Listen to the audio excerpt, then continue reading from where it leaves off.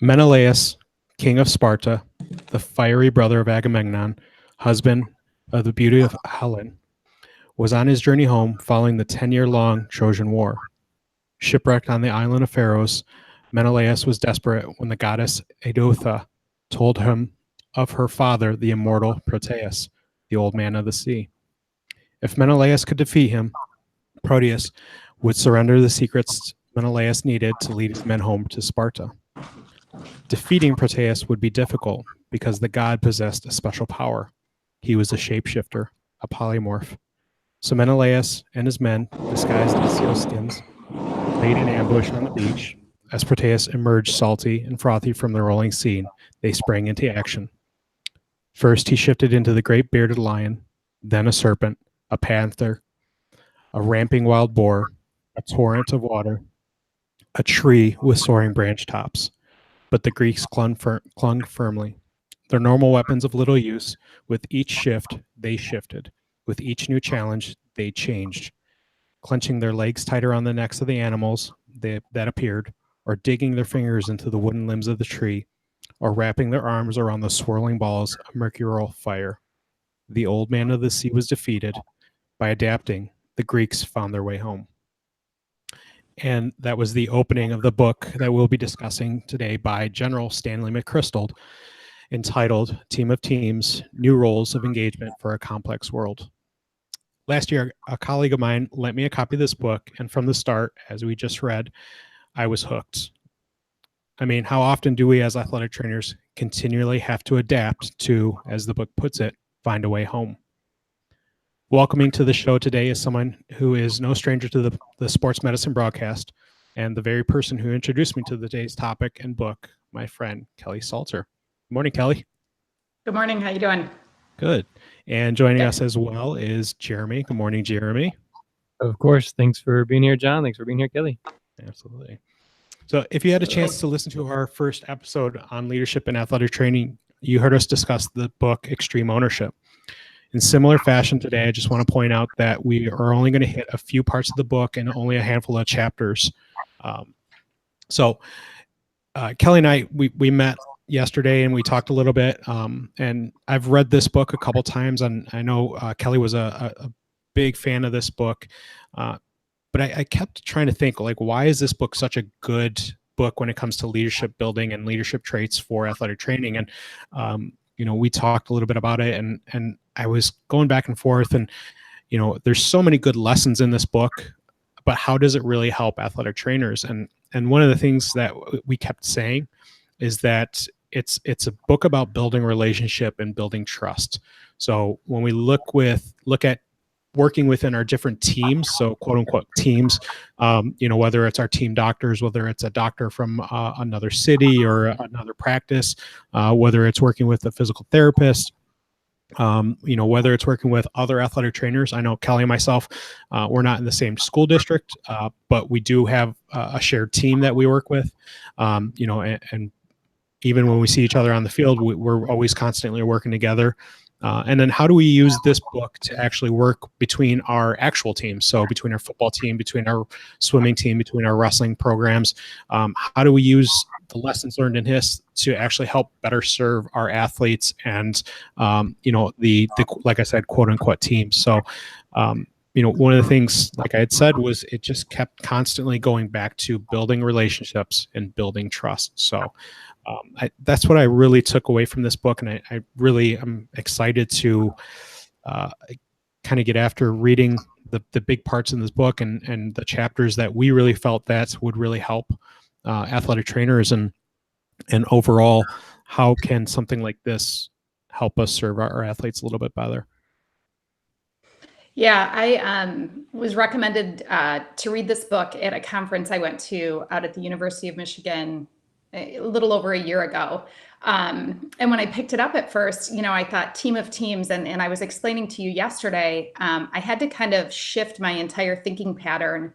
As an athletic trainer, oftentimes we forget that we're part of a bigger team because a lot of our day is spent doing our own thing. Mm-hmm. So whether it's our paperwork or how we interact with athletes or whatever, and then on a Friday night, we might get a larger portion of the sports medicine team. And so it really was like a shift in my thinking to remind myself that I am part of a larger team, whether that be at my school, and the different teams I serve there, athletic director, administrators, coaches, athletes, parents, but then even the athletic training team, just in the broader sense in our conference, the doctors we work with. And so, initially when I picked up the book, I was a little skeptical whether it was going to really apply to me. And right in the intro, I realized how what a important book it was going to be for me to read.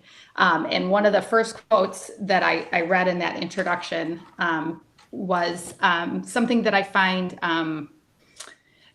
athletic trainers and anybody in that sports medicine team can get caught up in, especially those of us who've been around a while. Things change. And if we're not willing to adapt, we kind of dig our heels in and we become that generation or that group of people that's like, this generation is softer, or this generation isn't doing things well, or this generation, and on and on and on. And I've been guilty of that. And as I was reading in this book, just in the intro came to a quote and it said, we're not lazier or less intelligent than our parents, but what worked for them simply won't do the trick for us. Understanding and adapting isn't optional. It will be what differentiates success from failure in the years ahead. And so that transition and adaptation of building trust in times that are different now than they were when I started in this field 20 plus years ago, immediately in the intro, I realized this was going to be a good book. Yeah, one of the things I really liked about the first chapter, as it talks about the changing environments, we have to constantly adapt, and that's something that I really think athletic trainers are just amazing at doing. Like, we constantly have to adapt, whether it's a different tape job for the same person or two different people. Like, those little things always have to change and adapt because, we'll just take the taping example. You can't tape a person who's 5'1", 100 pounds, the same as somebody who's 6'1", 250 pounds, right? Like, that's just a little adaptation. If you don't change, you're not going to be successful in that's just a tape job, but you're not going to be successful in those things. So if we look at it on the further or a bigger aspect, like, we have to constantly adapt and change on how we treat our athletes, how we communicate with our athletes, how we build trust within our athletes. I may be able to build trust or a relationship with an athlete, athlete A, and if I use the same tactics on athlete B, it could be completely disastrous.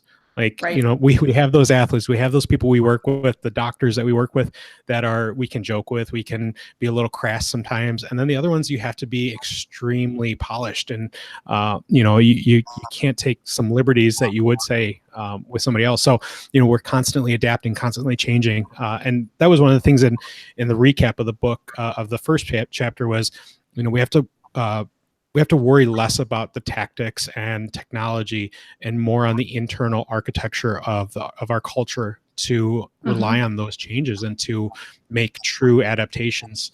Like, I love that first line, to make our way home. It's right. We're not working to get home, in a sense. We're not working to better our student athletes and better their experience or better, the way we practice. Right. And constantly just, it's that idea of understanding that, much like he says in the book, the enemy they fought was different in the way that they fought it. Social media changed that, technology changed that. And you can look at our careers and say it's the same thing. The access to information that our student athletes have, our coaches have, and our parents have on Twitter and all of those different things changes how they interact with us based on information they might have gotten that could be true, could be, obviously not true. They can get information from a wide variety of sources. And I think, it's reminding ourselves, or at least for me, the big takeaway was, you can again, kind of dig your heels in and be like, I don't like this.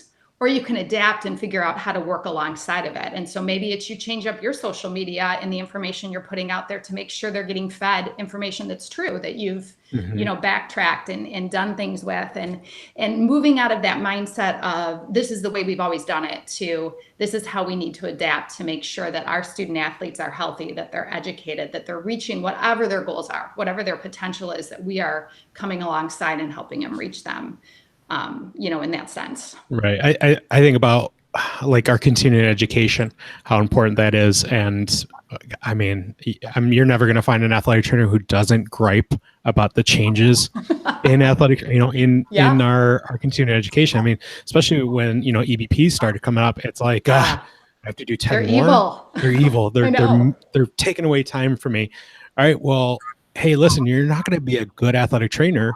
Hey, let me stop right there. I was probably one of those people. No, I wasn't probably. I was one of those people that like griped, and I was like, God bless it. Okay, hold on. I need to be better. I need to embrace this change, because if I don't, then I'm not going to be a better athletic trainer. I'm not going to be a better person. And, you see it all over the place, that people who just continuously don't want to change or don't want to do more, those are the ones that are being left behind. Those are the ones that aren't growing. Those are the ones who their students come to you, at an away game and say, hey, listen, my athletic trainers, they kind of grumble about something. It's like, oh, well, hopefully I wish that person would learn from that. But, it's the importance of that internal architecture of change and culture. Things are always going to change. Things are always, always, always going to change. And we have to be able to adapt to those things. Yeah. And switching our mindset, because it is so much easier to gripe about those changes initially, to gripe about them, than it is to stop and really assess why those changes have come to play, and then how it's going to help you as an athletic trainer, and making that like shift in your mind of saying, okay, this is why we're doing this, and I think back to 1996 when I came out of college, and all the changes, licensure, and my initial response to licensure, you know what I mean? Like I look back and think how easy it is to be like, oh, they just want my money. They just, and not seeing the bigger picture, or being willing to stop and slow down and investigate and realize the benefits and the necessity of the things, that we're doing. Yeah. It's really easy, pretty much in everything to. John, you there? All right. You jump right there. So that's one of the things that I love about the podcast is that, you're talking about people complaining and the changes in licensure, the entry-level masters, is that with the podcast, I have spoken with the president of the NATA, the president of the, if that's what it's called, CEO, president of Katie, I haven't talked with the lead of the BOC yet, but in those conversations, I get to see and understand the bigger picture, and also I get to share it here. And it's not what we've always done has worked for what we're doing. It's about being prepared for what's next, what may be coming in the future. And yes, there's a lot of athletic trainers that don't want to change. And there's times where I don't think those changes are the best. However, like you just said, it's about seeing the bigger picture, about being part of something larger. So being willing to take a chance and just step forward and say, okay, help me understand why, and then we'll do it. And then again, so much as we talked about it in extreme ownership, understanding the commander's intent, leading up and down the chain, explain why. But I think there is a lack of explanation from the top and a lack of attempt to understand from the bottom. And so again, those people that are there in the middle that are meeting and going both ways, then that's really exactly what we're talking about here. They're willing to make the change. So, all right, go ahead, continue. No, yeah, it's I'm glad you're going to chime in here. It's being able to understand those things, but also understand that like we've been saying, things are going to change, and we have to be ready for those things. And if we're not, we're not going to be at the forefront. Yeah, I think everybody has griped about the entry-level masters. Me, it's going to affect me probably more personal because of my internship program at the high school. But like, there's nothing I can do about it. Hey, I'm going to have to deal with it when it comes up. If I lose an intern, or if I gain an intern, whatever it is, like I'll deal with it. And I just have to have the understanding, but I know it's going to be better for our profession overall. And it may not take place right away, but that there's going to be an investment in the future, and it's going to make our profession so much better as we go forward. And that's one of the things that we look at when we're talking about, when we go back to the book, was one of the chapters from complicated to complex. And we understand that there's a difference between it. So I'm going to go ahead and just read from the book and just talk about the difference between complex and complicated. I think that's what I just said. So being complex is different from being complicated. Things that are complicated may have many parts, but those parts are joined one to the next in a relatively simple way. One cog turns, causing the next one to turn, and as well, and so on and so on. Complexity, on the other hand, occurs when a number of interactions between components increases dramatically. The interdependencies that allow viruses and banks run to spread. This is where things become quickly unpredictable. Think about the break in a pool game. A first forceful strike of the colored balls with the white cue ball. Although there are 16 balls on the table, and the physics is that of a simple mechanic, it's almost impossible to predict where everything will end up. So when we look at our environment, things are almost always complex. They're complicated. And when things are complicated, they're a little bit easier. We can kind of predict those things. But when we look at complexity, things are always hard to predict. So we may try to, but if we have an understanding that things are going to be complex and all over the place, and we don't always know where they're going to end up, we can have trouble predicting how we can respond to those things. Kelly, I don't know if you got a chance to cover that chapter or read through that. Do you have any thoughts?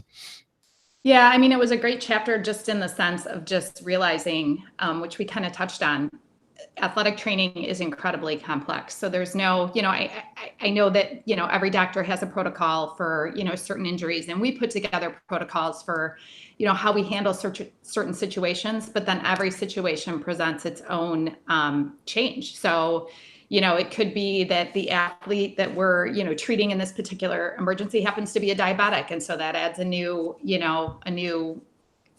thing to how we're handling it, or just, your ACL patient who has really poor, hip mobility. And so it's changing how, we're treating and doing those things.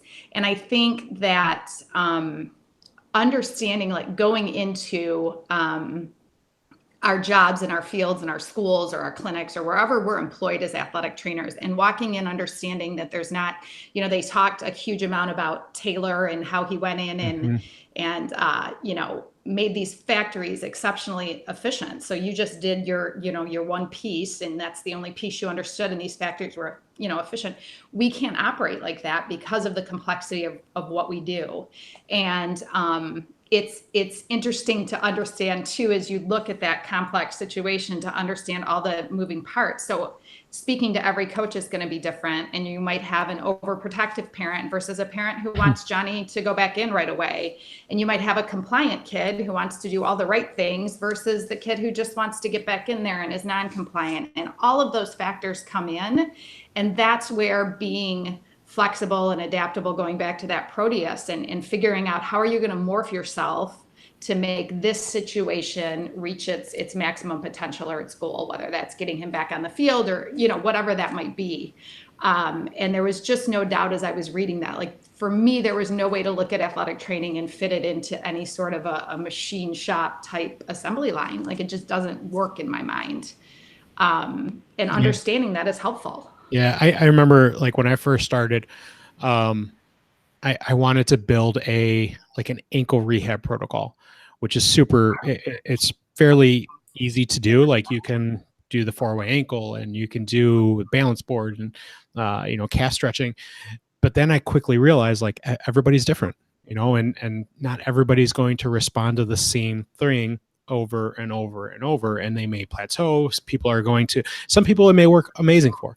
Other people, Right. It's just not going to work day one. And, that was a small example, but it helped me realize like, I'm going to have to adapt literally every single patient, every single athlete to get the best out of them. And if I'm not doing that, then it's easy, absolutely easy to just throw a home exercise or throw a simple rehab at everybody. Oh, your shoulder's injured, you're going to do this. Your low back's injured, you're going to do these 4 stretches, and then just walk away. Like that's really, really easy. Right. But the ones who actually do the individual work, that change things, that understand the complexity of each person or each each relationship, you know, whether it, like you said, the coaches, the parents, if you're able to adapt to those things, you're a better practitioner, you're a better athletic trainer, and you're a better leader when it comes to dealing with those people. And I would second, like, I completely agree. And I think a key theme throughout this is understanding that that protocol not working for athlete A doesn't make it any less of a valuable protocol. It doesn't mean that you spend any less time investing in it, but it means it just needs to be adapted to fit athlete A. And that's going to take humility on our parts to understand. So oftentimes we can get latched onto the pride. Well, this is my protocol. This is how we do things. This is going to work, right? Right. Because we don't want to understand that, you know, and there's a quote in here and I've got it written in, it's one of the later chapters, but it's just understanding. It doesn't mean it was any less of effective of a protocol. It just means it needed to be adapted for, you know, this certain athlete, and that humility piece of saying, hey, I'm willing to switch this, or I'm willing to call John and say, hey, I've got this low back patient. Nothing's working. Do you have anything that might help? That doesn't make me less valuable of an athletic trainer. It just means that I'm willing to adapt and humble myself to say, hey, someone else might have a better idea out there that might work. Yeah. If the goal is really that athlete A gets to where he wants to be, then it shouldn't matter the means. And that's a hard thing to learn in itself, is to have humility and reach out and ask for help. You know, I'm one of the worst when it comes to asking for help, and it's like, it's so hard. But once you're able to do it, and like, you really have to take a step back and say, okay, really, I don't have all the answers. I do need help with this. I do just need, and even if it's just one little thing, like, it doesn't mean you're less of a person. It doesn't mean you're less of an athletic trainer. It just means you don't have all the answers, which is actually a pretty good thing. Like, if you have all the answers, Right. like, what's the point? You know, like, Right. go do something else. We need to rely on each other and rely on, you know, as the book talks about, our different teams. So, you know, there's been times that, you know, you and I have reached out to each other, or, you know, somebody else in our conference or somebody across the state has given me a call, and it may be a simple answer for me, but it's not for them. But like, that doesn't mean I'm not going to have the same type of question for that person later on down the road. Just having the humility to reach out and to talk to other people and ask for those questions is a good thing. And I think, you know, going back for me, you know, and you have you have interns that, you know, regularly come in and have a little more of that type of team, but it's like, you know, we're not affiliated with a hospital. I'm not affiliated with a clinic. I'm really just the only one of me, right? Really, in our school district, definitely in my school, you know what I mean? I'm the only one of me. And so there really is, it can kind of breed this whole kind of Lone Ranger mentality. Like, well, I just have to do everything myself. I just have to do it. I just have to do it. I'm going to work harder. I'm going to work, you know, do it. And at the end of the day, I forget, like, you know, I ran into one of our counterparts, Mike, when we played Troy, and, you know, chatting with him and remembering, like, you know, there's still people out there who are willing to pitch in and help, who want to talk, who want to, you know, build relationships. And so I have to do my part in that as well. And not, you know, it can't always be work harder. Sometimes it's got to be work smarter and utilize the resources you have around you. Hey. I knew that was going to happen. And usually it's around the 45-minute mark they start acting up. Love it. So yeah, speaking of teams, my team here is starting to wake up. I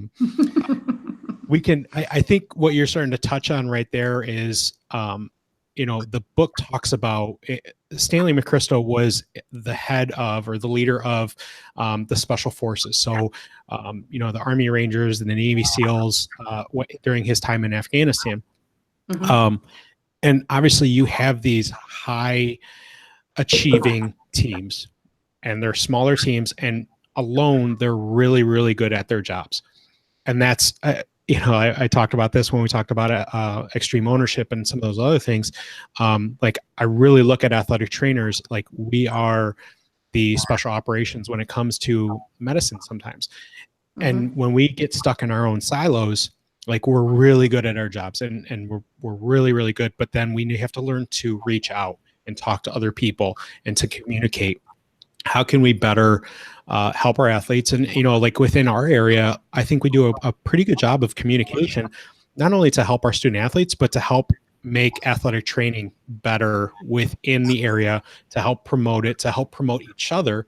How many times have we reached out to each other and said, hey, something's up in my district, or how do we communicate with our boss, or how do we go to our hospital system and provide this information? And it's the times that we've all come together and sat down and talked and had those communications and really gone forward with promoting ourselves within each other. And that that goes back to the book in itself of those teams of teams. And even though there's only one of us at each school, we're still necessarily a team. And how can we operate together? Right. Yeah, I think, that was probably one of my favorite chapters, is looking into building that and how they did it, which, took some time and it took a lot of humility. And I think like on the magnitude of national security and fighting a war, that they were able to like come together and like admit like some things aren't working and this is what we need to do, and I loved reading that and learning from that. And then realizing, I spent some time going through and like kind of mapping out what my teams look like, and what that is. And so what's my sports medicine team? And so, talking about the PT I work with and the docs I work with. And then, this summer I spent some time, we don't have a fire department in Beverly Hills. And so we have 2 contract EMS, people that we use, and one was willing to work with me and one wasn't. And so I was able to meet with them and bring them on board as a team and talk protocols and what's going to happen when you get to the school. And, what do you guys do and why do you do it? And what do we do and why do we do it? And kind of getting on the same page, in that sense. And then even amongst, you can silo yourself. Oh, go ahead. Let's talk about that. I thought you did a really good job of, like you said, talking with your EMS crew in that area. And we can go ahead and talk about what happened a couple of weeks ago. Kelly and I, our teams played each other, and I wasn't there. I took a weekend sabbatical away. So Kelly, because of her proactivity and willingness to work with the EMS crews in her area, how important was that in handling that type of situation where we had a student athlete that needed spine boarding? Yeah, so it was huge. And again, I went over with what the NATA has considered best practice. I don't think, I'm not sure that's what they called. And I printed it off and they brought to me what we had, and there were some differences in there. And I talked to, our local hospital. I was able to talk to them before I came, and they're good with equipment and removal and have, what they need. And so we were able to come up with a protocol that worked for both of us. So again, I could have walked in and said, this is how we're doing it. It's my school. And there were parts of the protocol that I was firm on, but then they came to me with what they believed and what they saw in the field and what they regularly did. And we were able to come up with a protocol that worked. And so on the field, and what I appreciated about your AT that was there, Dana, she was like, what's your protocol? So we all were quickly, on the same page. And I think back, had I not taken those couple days and gone and done that, which it's summer, right? So maybe I say like, no, I don't want to, but they were willing, and it brought us to a place that in the event that something happens like that, we were able to maneuver and handle it. And it was good. Right. It was good. Yeah. So that just example right there kind of exemplifies the next chapter we were going to talk about was actually chapter 4 in doing the right thing. And that's what it talks about, is the difference between efficiency and effectiveness. So efficiency is doing things right. Like obviously that's what you did, but effectiveness is doing the right thing constantly. So if you're always doing those things right, you have a comfort within yourself that things are going to turn out well, or as well as they can be. So like in that instant right there, because everybody automatically went on to the same page, or they were already almost on the same page, and it just took a handful of people to ask the right question. Boom, everybody's on the same page. You are now very effective in handling a situation that needs an emergency situation. And how great did that feel for you? Yeah, Yeah, it was good. And it is, I think, again, I'm going to refer back to when I entered this field, which was a while ago. And there was a lot of animosity between, EMTs and ATs and PTs, and they don't respect us and they don't know what they're doing. And just like this whole kind of, like rough edges around all of us, and how we encountered and how we maneuvered and stuff like that. And I think that the bottom line is, for the most part, without some rogue random AT or EMT or PT or doc, we're all working for the same goal. Right. So there's not an EMT out there that wants to see a kid be, paralyzed because it wasn't handled properly. Just like there's not a PT, we're all working towards the same goal. And if we're willing to come together and discuss our differences, like, okay, we spine board, we don't spine board, we want to remove equipment, whatever that is, if we're willing to discuss it and come up with, as a team, what that best practice is, it feels really good when an emergency happens and we're able to handle it. Right. But again, it goes back to that, like, I'm not always right. You know what I mean? Just like they may not always be right. And so let's come to the table and be humble and just discuss it and figure out what the best practice is. And it's also knowing when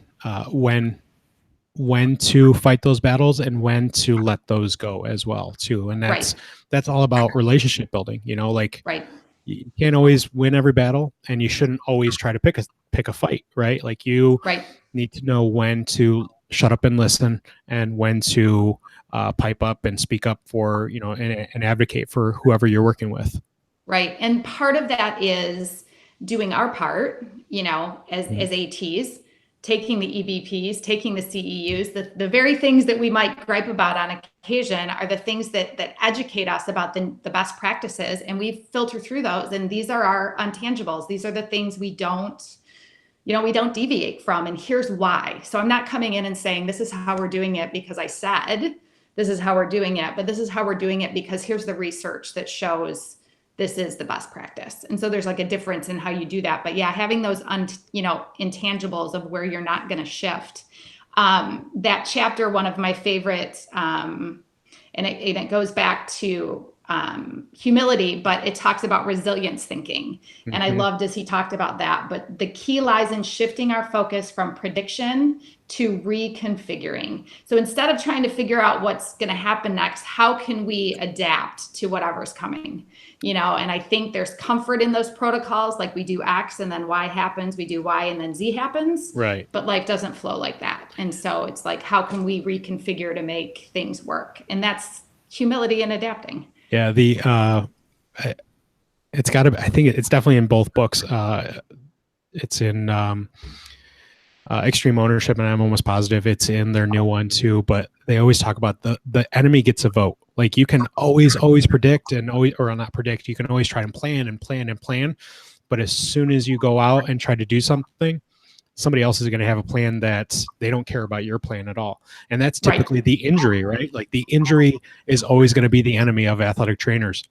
So we can plan, and that injury is going to happen. And it's not always going to be, if we look at spine boardings, we almost always practice spine boardings where the person is supine.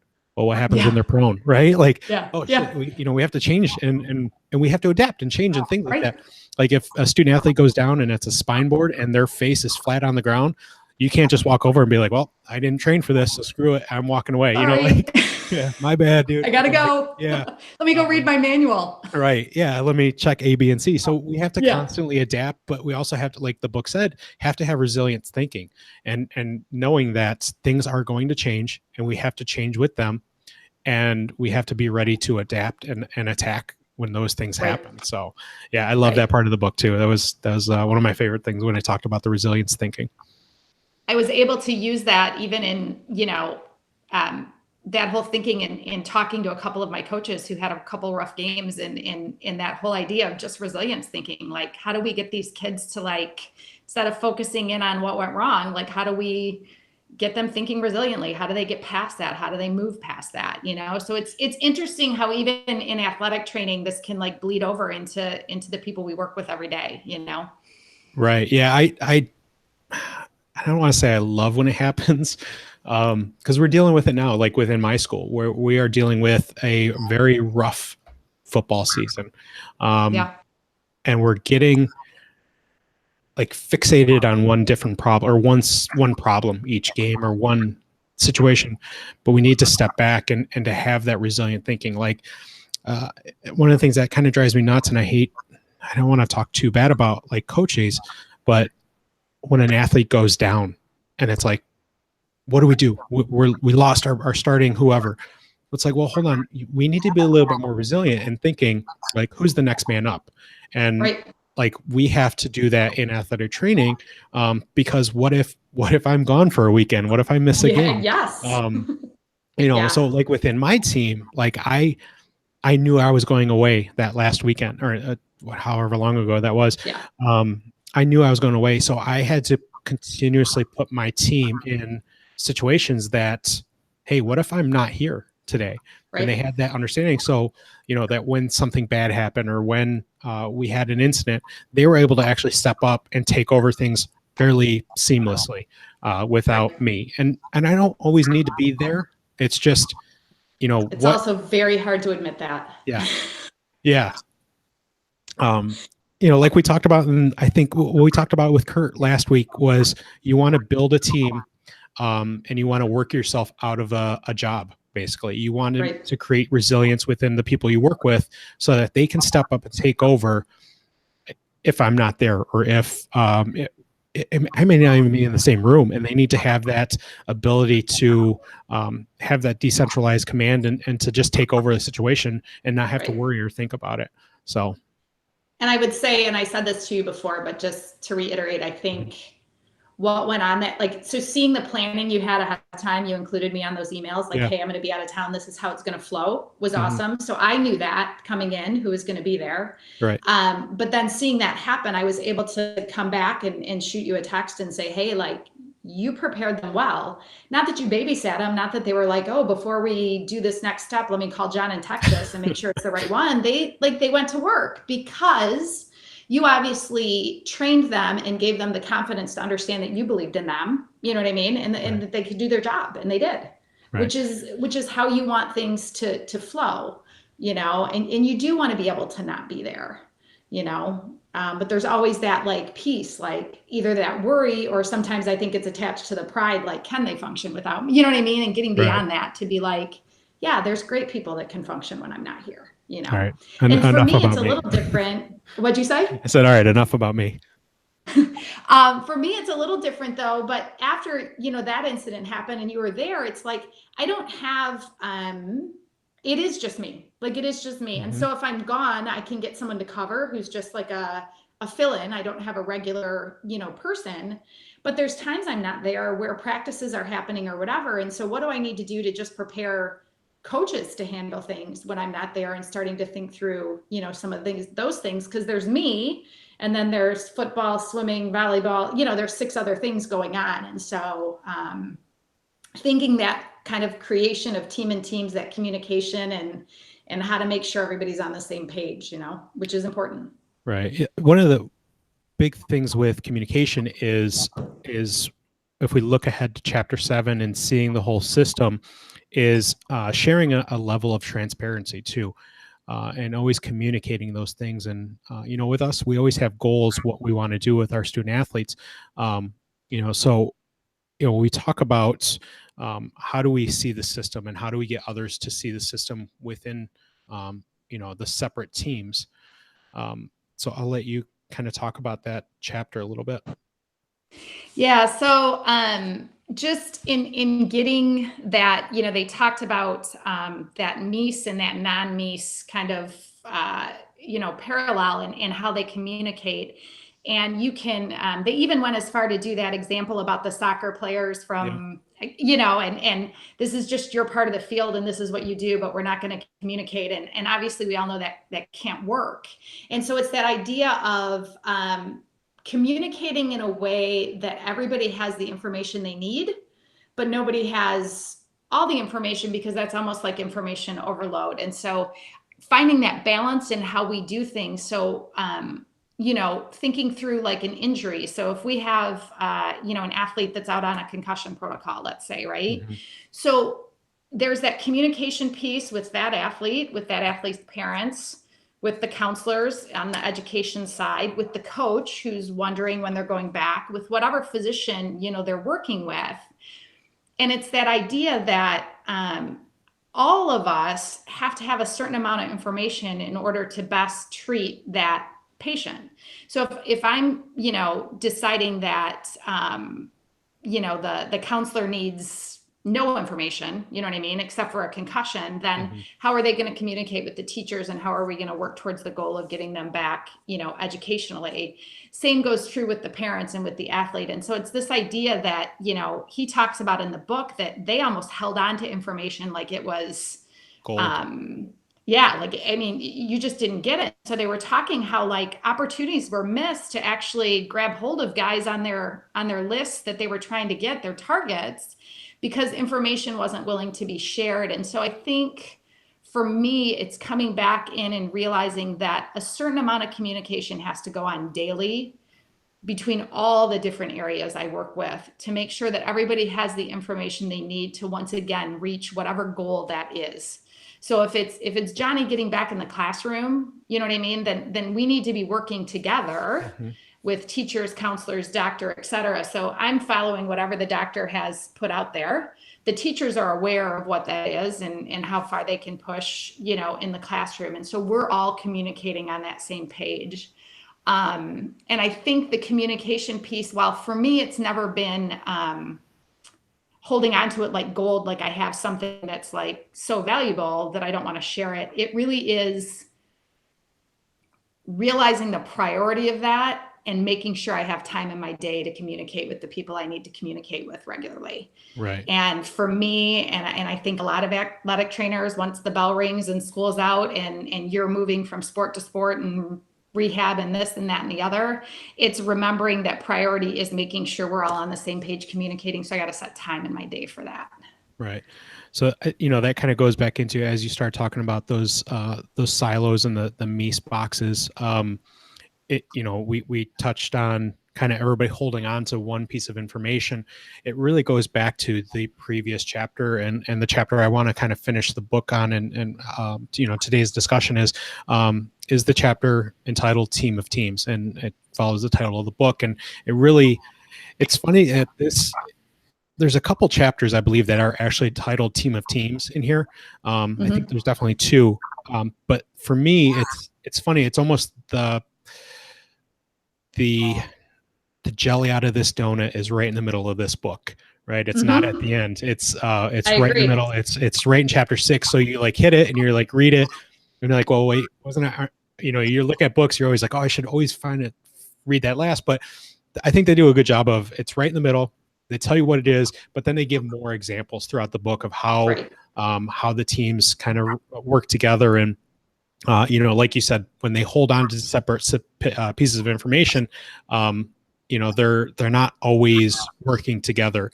And you find that when they're not working together, they're not efficient, they're not effective, and they're not working towards, even though they may say they're working towards a common goal, they're not always working towards a common goal. And that's where everything kind of just falls apart.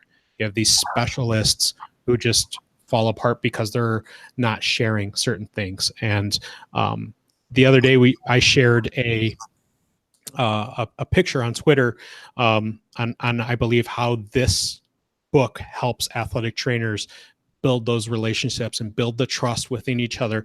And Jeremy and I were talking about it, and he was like, I'm really confused, right? Like he looks at, or you look at that like infographic, and it's confusing, it's chaotic, it's hectic, and it shows you like 3 different things. It shows you command, which is a traditional organization chart, which like they talk about in the beginning of the book, is Taylor, who kind of comes through and organizes these big factories so that everybody's working in separate things.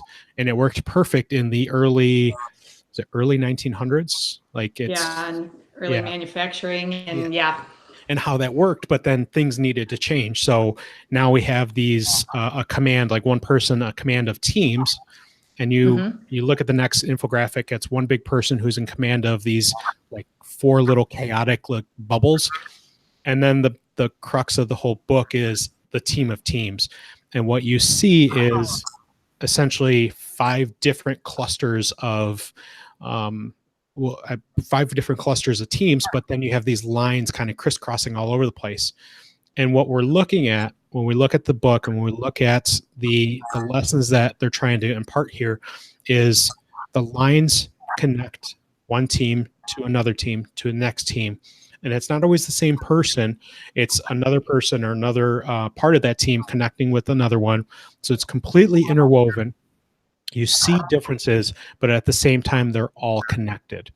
Right. And the only way they only get connected is building relationships, having trust within each other, and having a common goal.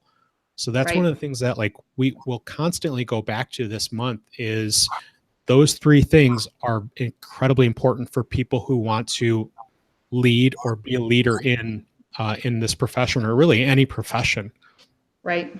I would agree 100%. And it's funny when you posted that on Twitter and then I saw Jeremy's response, like that looks, I can't remember what he said, but I mean, it was chaotic, but you know, that really is the only way to ensure that everyone's on the same page. And if you look closely at that diagram, it's exactly as you said. It's like, you know, this little cluster over here, they're all communicating with this one, but there's someone and it's coming back and forth and they're all on the same page. And I think, you know, one of the things I think I would say athletic trainers for the most part, I'm so proud of our profession and I think we're great at is building relationships with our student athletes. I think that, you know, I very rarely come in contact with an athletic trainer who is not just really good at getting to know and building trust and building relationships with the student athletes. And my challenge for myself and other athletic trainers as we look as leadership is to take that same commitment to building those relationships there and move them out a little bit into your coaches, with your doctors, with your EMTs, with the athletic trainers you have around you. And let's start building that network up, you know, even more in the sense. And I think for me, that was one of the main takeaways is I was able to look back and think through the things that I could say, okay, I do these well, you know what I mean? Mm-hmm. And here are the things where I can challenge myself to work a little harder. And for me personally, it is stepping outside of the zone of my athletes and moving that into coaches and moving that into my team docs and PTs and EMTs, and then spreading that even more into networking with other athletic trainers. Because just like, you know, in the book, essentially in order to be victorious, they had to work together. They became stronger as they worked together. All those silos worked together, they became stronger. I think we as a unit of athletic trainers, the more that we branch out, build relationships, and work together, the stronger we're going to be as a profession. And I think that's a huge, you know, takeaway for me from the book. Right. And absolutely. that involves spending some time doing it. And I've been guilty of not doing it and not seeing the value in it. I think, you know, that was a big takeaway for me. And I have a page full of, you know, different goals and notes and challenges for myself as I take this book and kind of put it into action. Yeah, I think that's one of the things that, as I look back, really kind of starting to read a lot of books like this and changing the way I go about my day-to-day life. And even looking back just to 2 weeks ago, how I mean, nervous to start this podcast and to start this series. It's like, because it's incredibly difficult to put these things into practice. And once you do, it's a train that should not stop.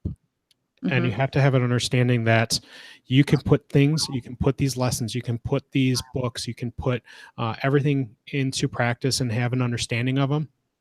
But the big understanding is that it's incredibly difficult to do these things on a day-to-day basis. But it's also an incredibly rewarding thing to be able to step up, be a resilient person for everybody, whether it's your students, whether it's your parents, whether it's you know, your coaches, your administrators, to be that hub of that sports medicine team and be the person who relies on or is relied upon to provide that that balance and to help move a goal forward. That was one of the things that, as I looked at this book, it's like, okay, it's not just us in our own little office. We affect so many different things, and so many different things affect us. So how can we make all those things better? Yeah, and I think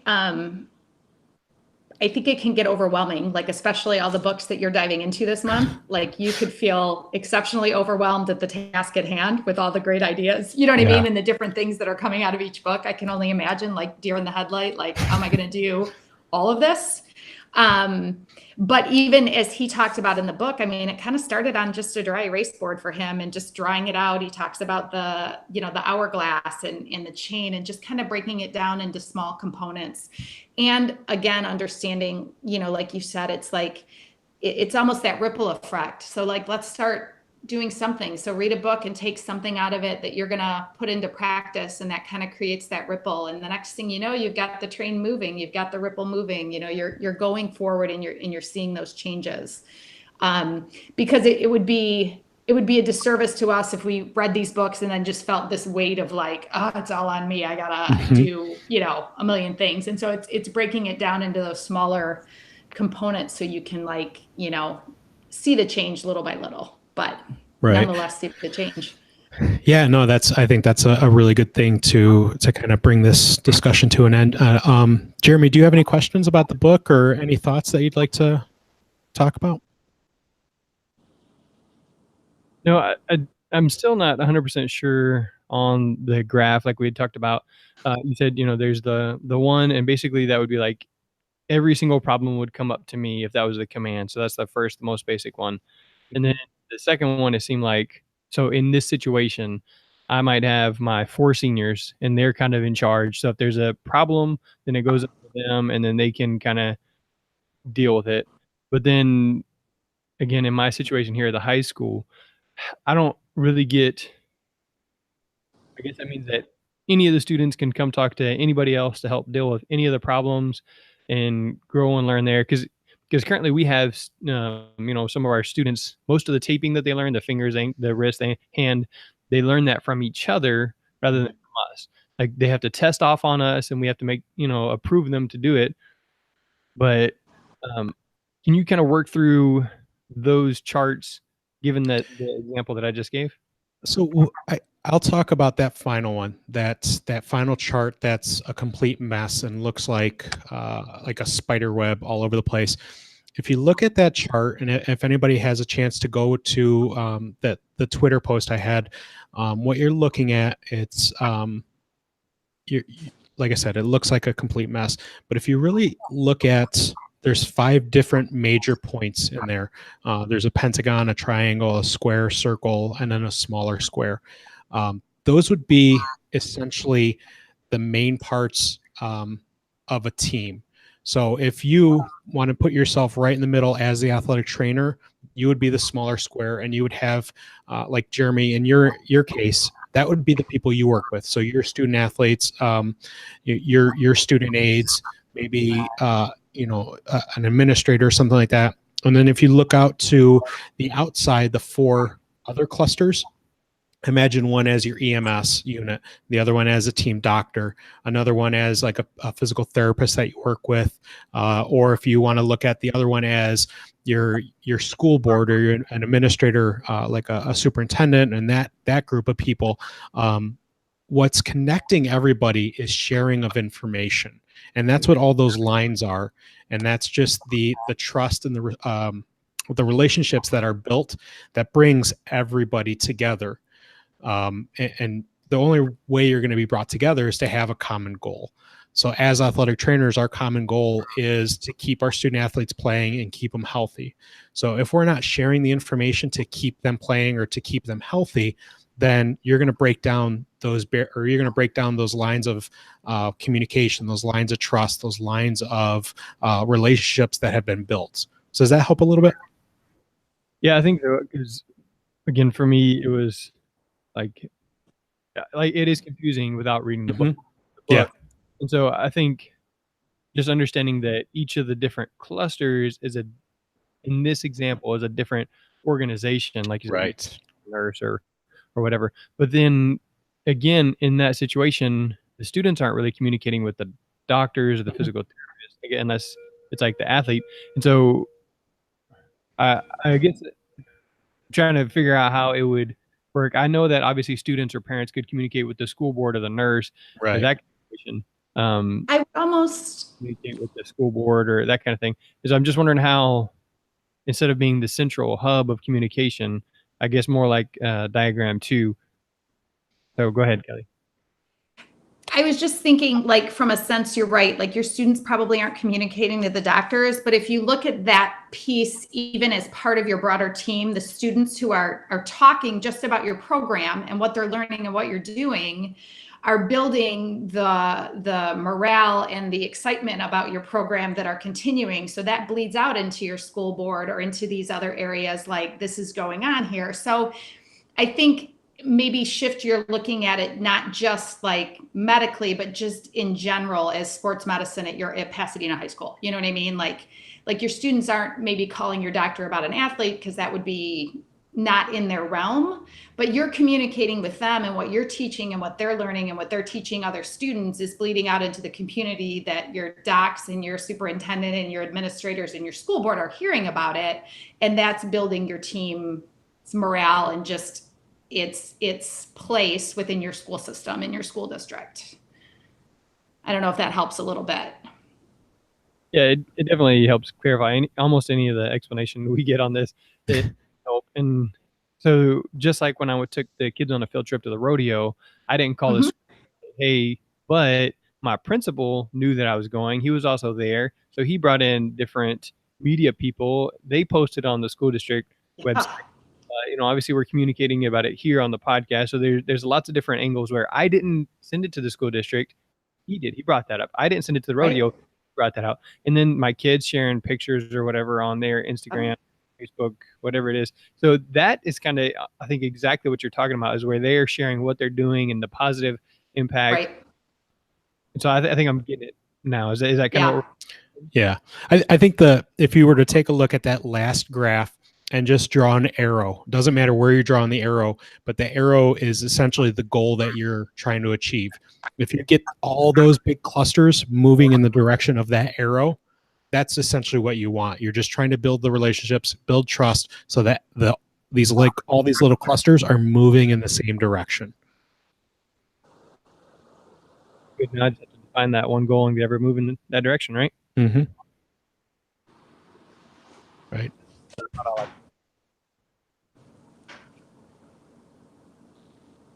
Kelly, do you want to add anything?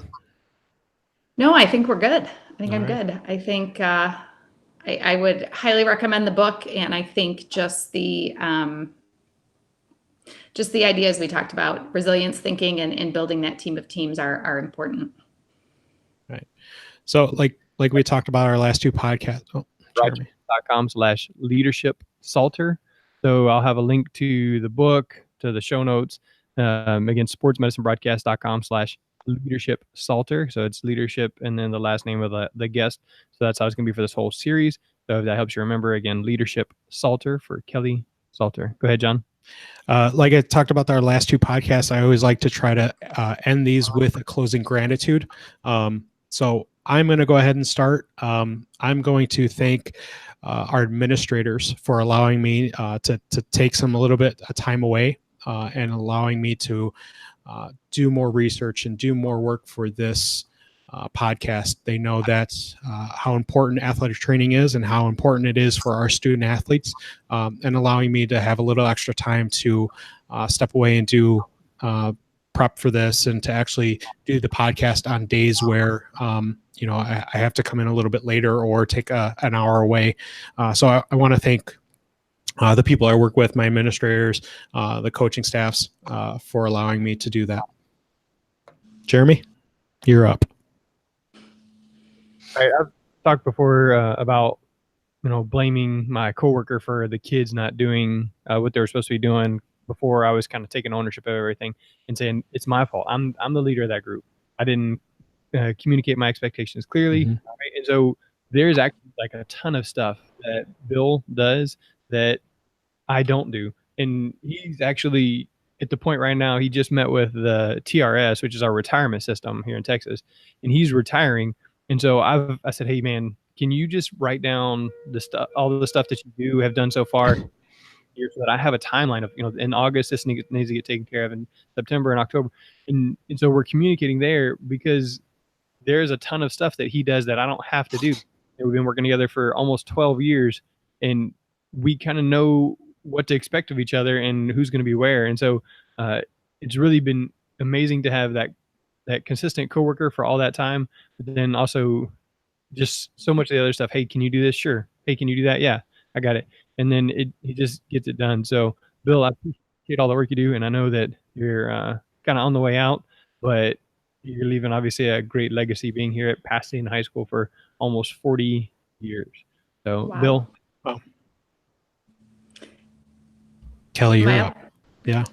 So I just want to, today I was thinking, as you were talking gratitude, we don't have a necessary sports medicine student program at Groves, but I have a handful of students who are in every day, learning, helping me out, doing some tasks that I probably couldn't handle on my own. And so for Elise and Joy and Zach and Nia and Bria, I appreciate all of your help, and just your interest at this point in sports medicine gets me pretty excited. So thank you. That's awesome. That's all I have today for this episode. I know next week we are going to be speaking with Brandy Curry on goals and goal setting for growth. And I think that's a very important thing when we talk about leadership, is to always work towards a goal. I know we talked a lot about it tonight. Having a common goal when it comes to different teams, but what about the individual? How can goal builder goals and growth help an individual be a better leader? So join us next week as we talk with Brandy Curry on goals and leadership. I'm not sure if Right. I'm there next week when we do that, because I think I've talked about setting goals as a leader before, and I do the SMART goals. I set them, and then I don't finish. That conversation or not. You better be here. We might all be a little guilty of that occasionally. Yes. All right. So, John, Thank you. Jeremy, the Sports Medicine Broadcast. Again, this is sportsmedicinebroadcast.com/leadership Salter. Again, they were discussing the book Team of Teams by what was the name? General Stanley McChrystal. Stanley McChrystal. So you can check that out, or go to the sportsmedicinebroadcast.com/leadership Salter, and that'll have a link to it there. John, Kelly, thank you. And again, I think I just said it, but for Jeremy, John, and Kelly, the Sports Medicine Broadcast, that is a wrap.